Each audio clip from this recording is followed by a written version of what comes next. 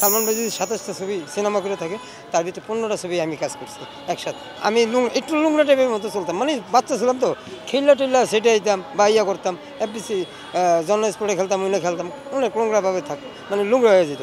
তখন সালমান ভাই মেকআপ রুমে ঢুকাইয়া গুছু করাইতো, নিজের হাতে গুছু করাইয়া তৈলাটা মুইসা দিত, এমন করসকে একটু ভালো করে থাক, আমার সাথে থাকস, বা আউটডোরে গেলে আমি তার রুমে থাকা, আমার মানে রুমে কয়েকবার রুমে রয়েছি, নিজে খাওয়াই দেওয়া, এই স্মৃতিগুলো। সবচেয়ে বড় স্মৃতি হলো আমার একটাই, এটা বলাই, মানে আমার যে জ্বর হয়েছিল, আমার এই আপনার মায়ের অধিকারের সময় আমার জ্বর হয়েছিল। জ্বর হওয়ার পরে আমার বাসা, মানে আমার দেখে না কাটতে ঠিকানা নেই, আমার বাসা যে হাতির ঝিল, যে বস্তি, ওখানে বস্তি ছিল, এখন তো হাতির ঝিল, তার পাশে বস্তি ছিল আপনার আপনার ওই কি বাঁশপট্টি বলা হয়, ওই বাঁশপট্টিতে থাকতাম।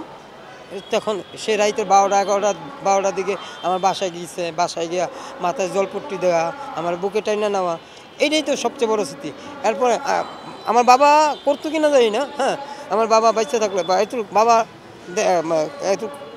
বাবা করে না করে, মানে এতটুকু করতো কিনা জানি না। ইন্ডাস্ট্রি সবাই তো আমার আদর করতো, আমার সবাই চিনে, শাবানা ম্যাডাম চিনে, সবাই ভালোবাসা পেয়েছি। আমি মারা যাওয়ার 7 দিন আগে আমি কক্সবাজার গেছিলাম এক ছবি, হ্যাঁ, জল্লাদ সিনেমার আউটডোরে আমি কক্সবাজার যাইতেছি, সেই মায়ের অধিকারের গান করতেছিল, তুমি একটা চোর আমি একটা চোর, ওই জন্মস্পোর্টে।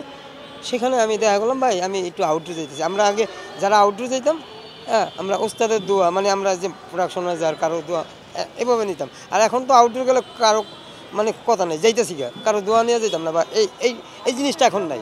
আগে বাইরে বলতাম, ভাই আমি আউটডোর যেতেছি, কই যাস, আমি কক্সবাজার যেতেছি, আইয়া কাজ করবো, না কক্সবাজার তো আওয়ার দরকার নেই, চাওয়া থেকে পাওয়ার গান করার কথা ছিল, চাওয়া থেকে পাওয়ার গান কক্সবাজার করবো, তুই থাইকা যাস। আচ্ছা ভাই, কক্সবাজার থেকে যাবো, আপনারা। আমি যাওয়ার 4-5 দিনের মাথায় শুনি মারা গেছে। সেখানে বাংলাদেশের সবচেয়ে নাম করা আমির হোসেন বাবু ভাই, মানে dance director, choreographer. Amir Hossain ভাই শোনার পরে সে তার মতো করে আয়া পড়ছে, পার্টি আসতে দেয় নাই, সে একটা মাইক্রো নিয়ে আসছে, আমার তো আসতে দেয় নাই। সেও সত্য কথা কি, ভাইয়ের কথা শুনি না, ইমন মারা গেছে, ইমনটা দেখতে যাবো, সেও পায় নাই। মানে আপনার এমন 5টার দিকে যদি গাড়ি নিয়ে ঢাকা ব্যাক করে, কখনো পাওয়ার কথা না, তার আগেই নিয়ে গেছে। আমরা শুনছি যেদিন মারা গেছে, তারপর সে আয়া পড়ছে। আমি একজনের থেকে 100 টাকা হাওলাত নিয়ে, তারপর আমি লাল দিঘির পাড়ে গিয়া লোকাল বাসে কইরা চিটাং আইসা, তারপর ট্রেনে কইরা ঢাকা আসা, হ্যাঁ, আমি তো আর পাই নাই। এই আক্ষেপটাই রয়ে গেলো, আমার বেশি আদর করতো, যে ভালোবাসতো, তার জীবনের লাশটা দেখতে পাইনি।